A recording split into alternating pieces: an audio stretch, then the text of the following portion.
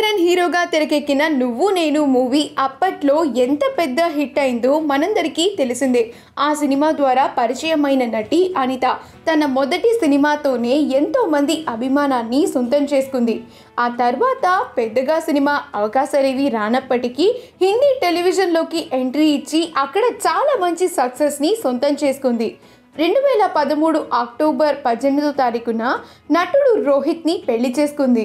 Hindi television ఇండస్ట్రీలోనే వీరిద్దరూ ఎంతో adorable couple.